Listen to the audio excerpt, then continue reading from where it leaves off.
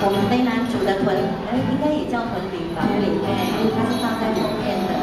那它作用是告诉人家我在这里，就好像小朋友穿的每天都是爱开，每次都爱开玩笑。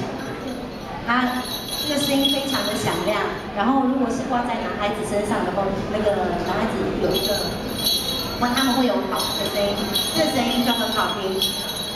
对，那女孩子跳的话，因为女孩子动作会比较小，所以我们刚等一下的歌就会这样，